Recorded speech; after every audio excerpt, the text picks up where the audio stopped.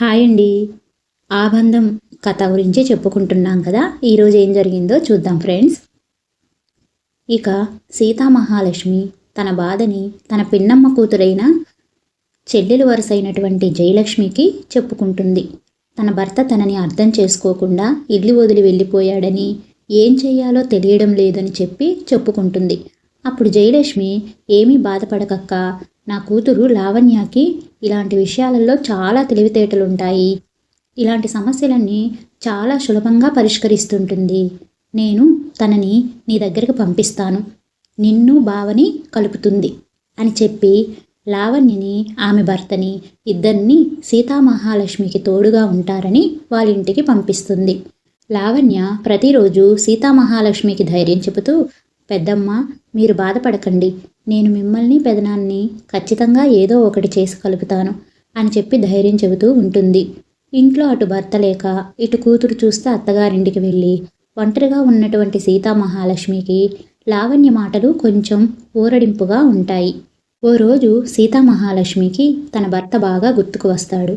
అంతేకాకుండా తన భర్త ఊర్లో ఉన్నటువంటి పెద్ద ఆయన పని మీద సీతామహాలక్ష్మి వాళ్ళ ఇంటి దగ్గరకు వచ్చినప్పుడు అక్కడ సీతామహాలక్ష్మి భర్త పరశురాము ఎలాంటి కష్టాలు పడుతున్నాడో అన్నీ వివరించి చెబుతాడు. ఇక సీతామహాలక్ష్మికి ఆ మాటలన్నీ వినేసరికి మనసు అస్సలు ఆగలేకపోతుంది. లావణ్య భర్త ఎంత చెప్పినా కూడా వినకుండా వెంటనే పరశురాము దగ్గరకు బయలుదేరి వెళ్ళిపోతుంది. అక్కడ పరశురాము ఏమో పొలం పనులు చేసుకుంటూ ఉంటాడు. పరశురామ అమ్మ మనకిలాంటి దుస్థితి పట్టడానికి ఆ సీతామహాలక్ష్మే కారణమని చెప్పి ఒకటికి రెండు ఎక్కేసి చెబుతూ ఉంటుంది. ఆ ఇంటిలో ఉన్నప్పుడు 10 మంది మన కింద పని చేసేవాళ్ళు, మనం కాలు మీద కాలేసుకొని బ్రతికేవాళ్ళం, కానీ ఇక్కడికి వచ్చి ఇన్ని కష్టాలు పడుతున్నాము అని చెప్పి గొనుగుతూ ఉంటుంది. అవన్నీ విన్నటువంటి పరశురాము జరిగిన దానికి బాధపడుతూ ఉంటాడు. ఇక అక్కడికి వచ్చినటువంటి సీతామహాలక్ష్మిని చూసి పరశురామమ్మ నానా దుర్భాషలాడుతూ ఉంటుంది. ఇప్పటికి చేసిందంతా చేశావు, మళ్ళీ ఇక్కడికి కూడా వచ్చావా మహాతల్లివి అని చెప్పి అంటుంది. అందుకు సీతామహాలక్ష్మి, అత్తయ్య మీరు పెద్దవారు, మీరు కూడా ఇలా మాట్లాడడం భావ్యం కాదు, జరిగింది తెలియకుండా అపార్థాలు చేసుకొని ఇలా అనుకుంటున్నారు, ఇందులో నా తప్పు ఏమీ లేదు అని చెప్తుంది. అయినా కూడా వినకుండా సీతామహాలక్ష్మిని పరశురామమ్మ చేసిందంతా చేసి ఇప్పుడొచ్చి నంగనాసి కబుర్లేం చెప్పొద్దు, ముందు ఇక్కడి నుంచి వెళ్ళిపో అని చెప్పి తిడుతుంది.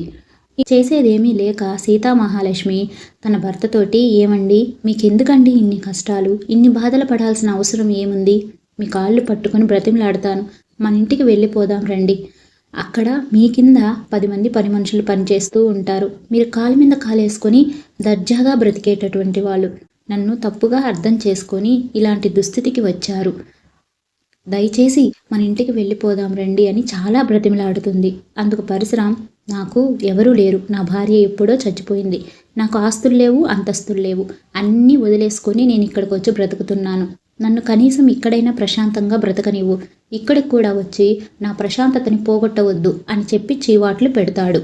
అయినా కూడా సీతామహాలక్ష్మి ఓర్పుగా అన్నీ భరిస్తూ ఏడుస్తూ, ఏదో ఒకరోజు నిజం మీరు ఖచ్చితంగా తెలుసుకుంటారు అని చెప్పి అక్కడి నుంచి వెనుదిరిగి వచ్చేస్తుంది.